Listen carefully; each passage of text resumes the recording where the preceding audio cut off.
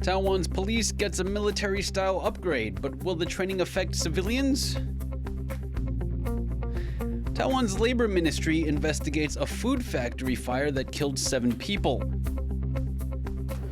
We speak to people who are out wearing denim to show their support for survivors of sexual violence. Plus, one of Taiwan's largest religious processions is in full swing. But how do local households know it's passing by?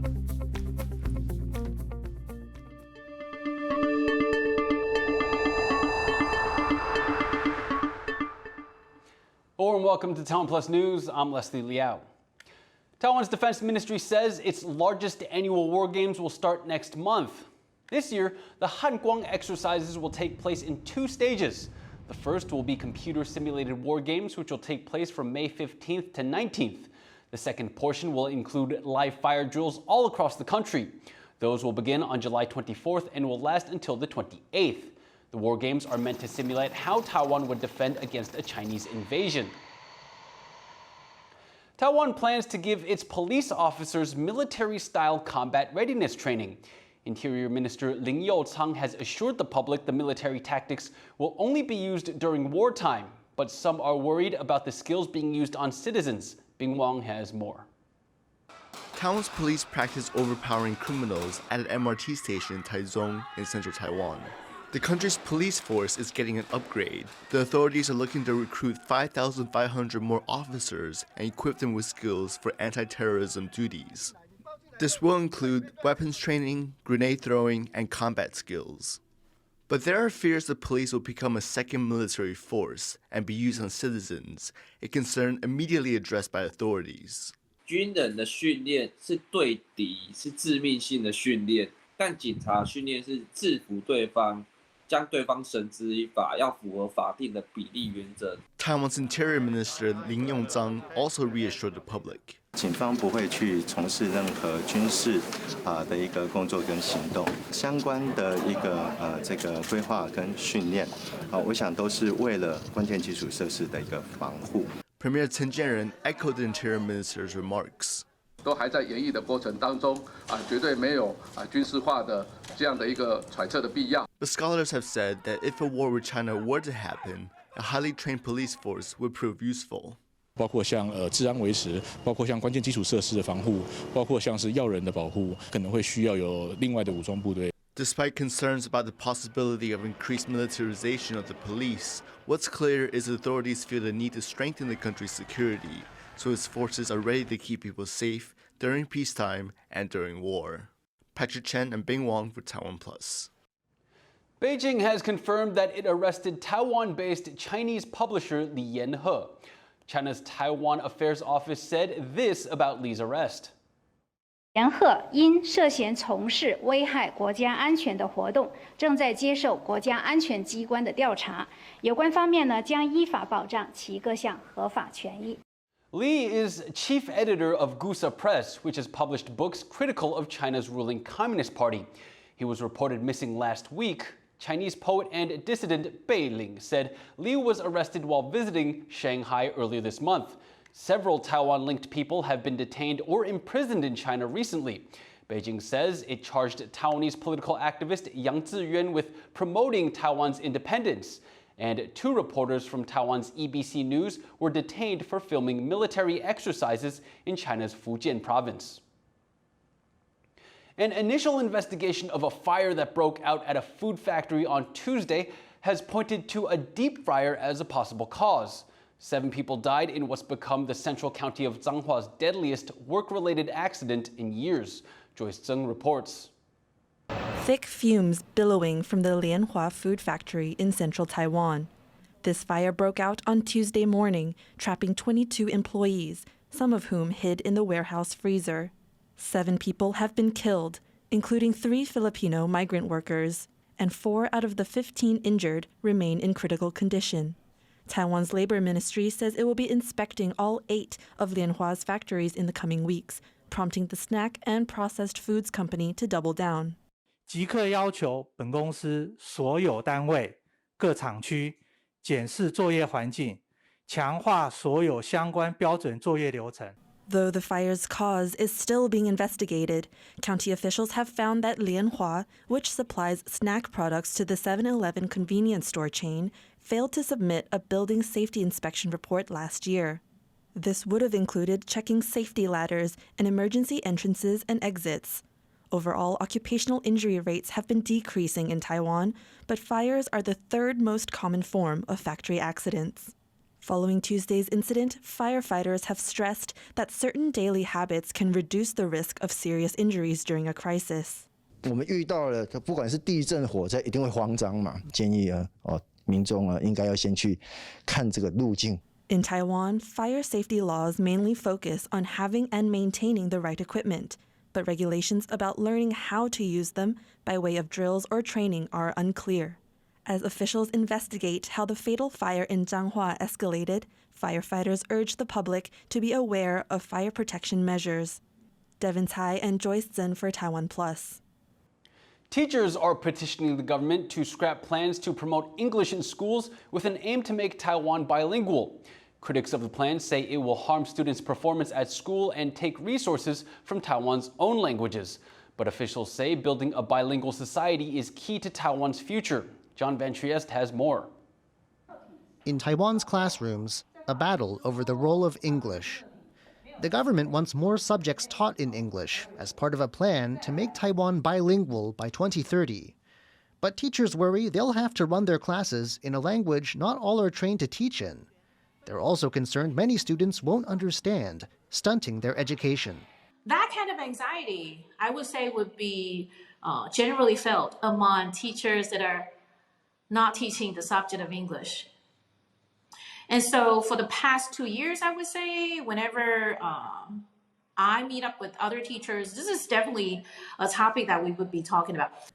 Still, the government's bilingual plan looks set to move forward. Lawmakers are discussing setting up a body that would oversee the plan's various goals. But the National Federation of Teachers Union says it's time to call the whole bilingual plan off. It announced the results of a petition drive on Tuesday. 2天内超过5000人的一个联署，那在这样子充满疑虑、所有人反对的一个情况下，礼拜三，也就是说明天，司法法制委员会竟然还要排审这个双语国家发展中心的设置条例。Educational concerns aren't the only reason people have signed.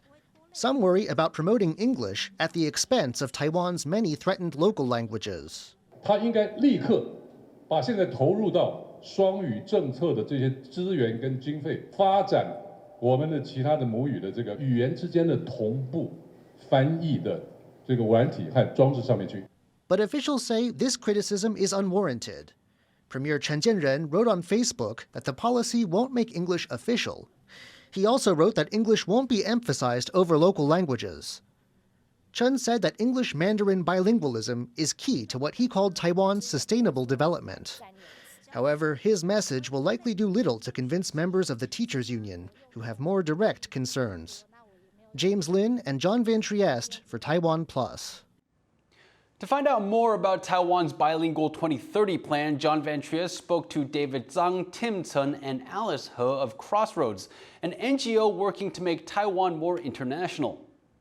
So a lot of our listeners our viewers will be maybe a bit confused. A lot of them are outside of Taiwan and maybe haven't heard of this bilingual policy. Can you start off by telling us where it came from, what its origin is, and what specific goals it has? It comes with a recognition that Taiwan's English proficiency levels and accessibility levels need to be improved. And with the goal of having Taiwan a much more internationally connected. Without a widespread of language, English ability, it is very difficult for anybody who wants to come and live and do business in Taiwan, and also kind of lower the opportunity for people in Taiwan to compete. One question some people may have is what is meant by bilingual? What is bilingual versus just improving the quality of English language education in schools, for instance? So it's not, English won't be something you learn only in English class, but you use it to learn other subjects. There are several criticisms that teachers and other maybe academics have raised about this policy. The first is this idea that students aren't going to understand what they're taught and that they'll therefore fall behind in terms of education. Content language learning are taught in a subject that is not examined subject, i.e. PEs, arts, and the other stuff. So the idea is that to let kids to feel comfortable using English and without the fear of being measured. And what do you feel about critics who are concerned about Taiwan's various local languages and people who feel that maybe more resources should be spent on protecting the languages Taiwan has that are threatened? I don't think that will be an issue. You studying another language won't actually be harmful to your mother tongue in any way. And you are able to, you have the ability to spoke out for yourself, spoke out for your own culture and identity. Once again, that was John Van Trieste speaking with representatives of NGO Crossroads. Taiwan's cheerleading team won gold at the International Cheerleading Cup, but there was a mix-up during the award ceremony where organizers began playing China's national anthem. The team contacted event officials as soon as the wrong anthem started playing. The organizers then switched to Taiwan's national flag anthem. The audience and other athletes showed their support for the Taiwanese team by chanting TPE, which is short for Taipei. The annual competition was held in Orlando, Florida. Coming up, a new alarm system could help Taiwan improve its track record on train safety. Stay tuned.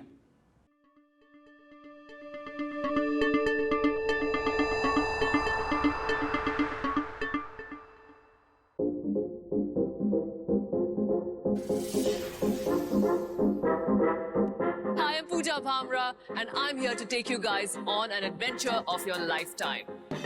When the country so beautifully encapsulates everything within it, be it their food, their traditions, their arts and crafts, you've got to see it to believe it. Well, welcome to Love Fun Taiwan. Every Sunday, 7:30 p.m. on TaiwanPlus.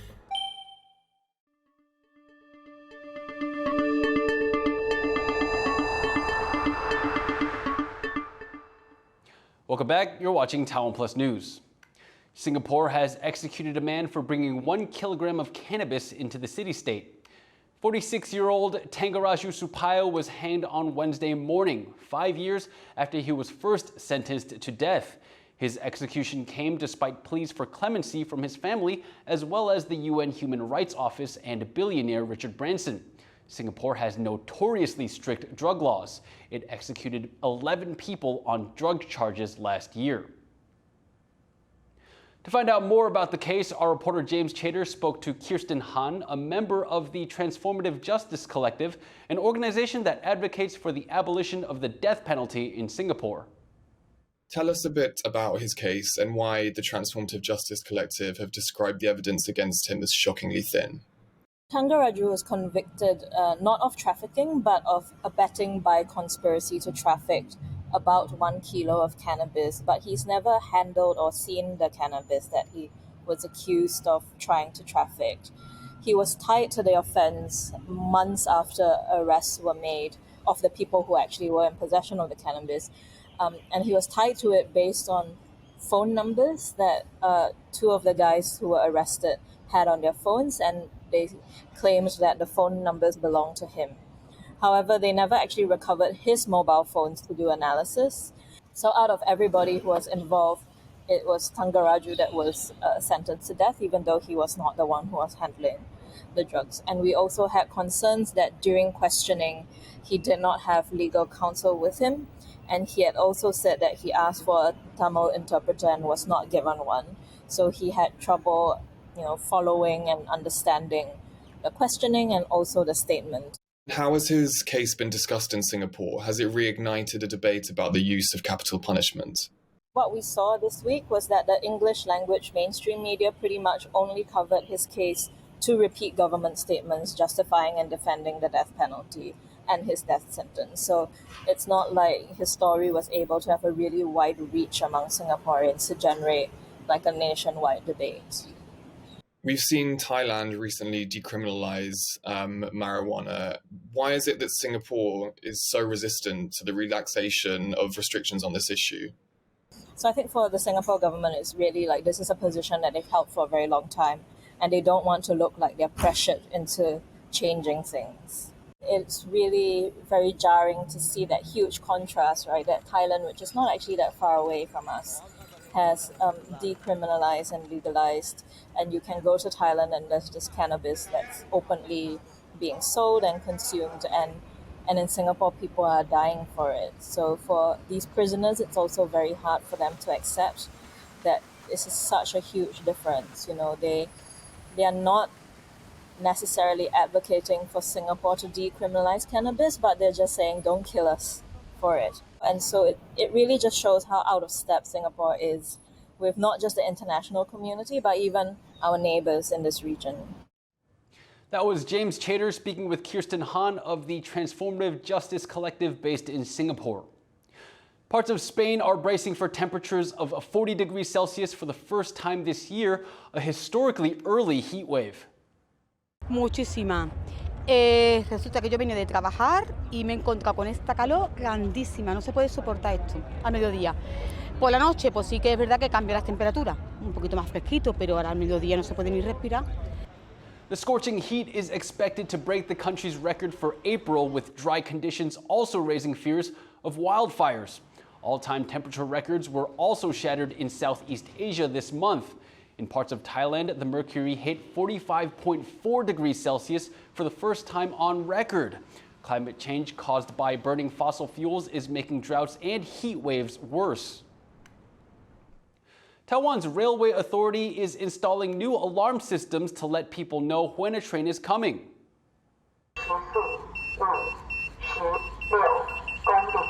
The device is now being used at 7 spots around Taiwan. It sounds about 20 seconds before a train's arrival and can detect the speed and distance of approaching trains. Officials partnered with the Kaohsiung University of Science and Technology to develop the alarm after a major train crash in eastern Taiwan in 2021. That was the most serious accident in the history of Taiwan's railway system. 49 people died and over 200 were injured. Authorities are hoping the device will make areas around trains safer. Taiwan's largest annual religious event is now underway. The Dajia Mazu procession draws hundreds of thousands of people each year, and this is the first pilgrimage in 3 years without COVID restrictions. Our reporter Yvonne Yang went to central Taiwan to learn more about some unique features of the event. This is the Dajia Mazu procession, Taiwan's biggest religious celebration. Hundreds of thousands of worshippers have come out this year to mark the sea goddess Mazu's birthday. They will accompany her as she's carried around 340 kilometers through central Taiwan. The organizers released Mazu's 9-day schedule before the pilgrimage began, so people could join in at any point during the parade. I'm at the Yonghe Temple in the central city of Taichung, waiting for the procession to arrive. The pilgrimage is a religious tradition that dates back hundreds of years, but now it's evolving with the times. Almost everyone has a smartphone. You can check Mazu's current location on the Dajia Mazu app. But Mazu didn't show up on time this year. She was held up for hours thanks to huge crowds of worshippers. Now that Taiwan's COVID restrictions have been lifted, everyone wants to get in on the tradition that was banned last year, crouching under Mazu's Satan chair as it passes, praying for good fortune in the coming year. To join the procession, you'll need to plan ahead. Sunblock, a good pair of shoes, and other personal items are recommended. But one thing you'll never have to worry about is food. Devotees provide snacks and drinks all along the route. It's almost like an all-you-can-eat buffet. For them, this is a way to pitch in and make friends. And there's also some local history behind their generosity. 捌水水在后，大家嘛啦对遮过无通食，因为阮咱遮拢饮着，阮拢用饭担、煮糜啦、土豆啦，就炒下因食，就安尼单直连续延续，较接啊。大家都很热心，所以沿路都会准备。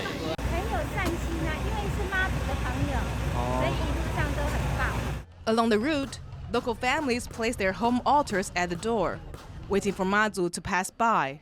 How do they know when she's approaching? That's the role of the bobeya. That's the person who runs at the head of the parade. The bobeya beats a gong, letting people know the goddess is almost there. Every part of the bobeya's outfit, from top to bottom, has its own meaning. For instance, they only wear one shoe throughout the event.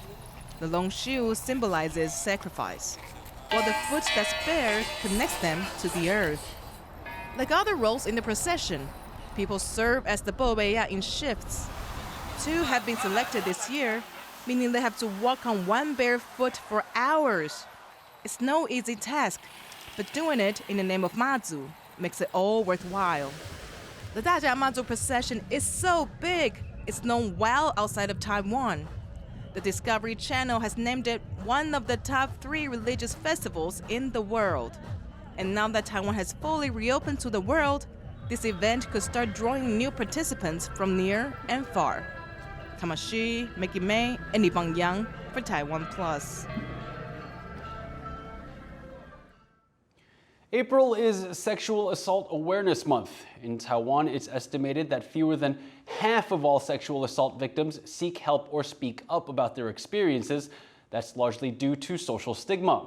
To protest this social issue, people in Taipei banded together on International Denim Day to stand in solidarity with survivors. Our reporter Sandy Chi has the story.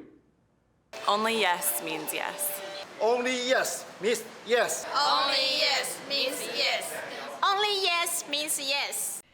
April 26th marks International Denim Day, a celebration of the popular type of clothing. But the day coincides with Sexual Assault Awareness Month, where people are encouraged to speak openly about sexual violence and how to prevent it. Recently, a movement has sprung up which combines the two, where people clad in denim protest the stigma many survivors still face when talking openly about sexual assaults. Only yes means yes. The movement originated from a case in Italy in 1992, when a rape conviction was overturned. The judges in the case said the victim implied consent by wearing tight jeans. In response, women in the Italian parliament came to work the following day wearing jeans in support of the victim. It's just one of instances of people choosing to take a stand against the systematic stigmatization of victims of sexual assault. 觉得是不该用穿衣的外表去决定一个人啦。我觉得就是不是觉得说他穿紧身牛仔裤，或是穿的特别比较暴露，就觉得他会被性暴力，就是他活该。 Someone who knows firsthand about living with the pain of sexual assault is Tang Jing. Tang repeatedly suffered sexual violence over half a year. But because of her trauma, it took some time before she was ready to seek help. 我9年前遭受性侵，然后是一个长达8个月的性侵，然后我就是在8个月以后才求助，然后直到3、4年前的时候，我就开始练习说自己自由书写啊，或者是画画之类的，然后才比较有觉得说我好像可以慢慢练习对其他人讲出来。Tang now uses her past pain to help other sexual assault survivors. She runs Nuan Sunshine, an online platform where victims can speak about their experiences openly and without fear of judgment. 我想要让大家知道更多幸存者的就是经历，因为幸存者会有很多的标签啊，就大家都会有一个想象，比如说孤独，然后或者是什么娇弱的小白花这样。但我发现幸存者其实很多元，然后想要透过故事来破除这样子的迷思。But Tang is not alone in being wary to come forward with her experience. Research indicates that sexual assault in Taiwan remains vastly underreported. The Ministry of Health and Welfare says 10,000 cases of sexual assault are reported each year. But experts say the actual number is significantly higher. Earlier this month, Taiwan's Modern Women's Foundation released their latest statistics on sexual assault cases. The results show that more than 1/3 of people in Taiwan have experienced sexual violence at some time in their life. Around a quarter of those instances involved sexual assault. Out of all these cases, nearly 40% of victims did not report the crime or ask for help. For Wang Luxuan of the Modern Women's Foundation, this is indicative of a clear systematic social issue. She says that many victims feel that if they come forward, they'll be judged negatively by both the authorities and their peers. 某种程度上面，这社会对于性侵害的被害者有一个污名化的结果，就会认为是你自己的错，因为你太晚回家，因为你服装仪容不整，或者你自己做错的事。 Many people also feel that they don't have enough proof of their assault to convince the authorities to take action. 性侵害案件的发生常常都是密室，就只有2个人在场，所以对被害者来讲，在证据的收集上面有某种程度的一些困难。那他也会担心我寻求法律资源的协助，有可能证据不足。 These are just some of the reasons why people across the globe choose to suit up in denim to raise awareness of sexual assault. And that's no different here in Taiwan. 我觉得要勇敢说出来，我希望他们不要害怕，不要害怕，做自己。 Around 40% of sexual assault survivors in Taiwan stay silent as they are still fighting their experience. Hopefully one day they won't be ashamed of their story, but have the power to inspire others. Ricky and Sandy Chi in Taipei for TaiwanPlus. Thank you for watching TaiwanPlus News. Remember to download the TaiwanPlus app for more stories from Taiwan and around the world. Finally today, we leave you with images of a 250-kilometer ultra marathon in the Sahara Desert in Morocco. I'm Liao. Take care and see you next time.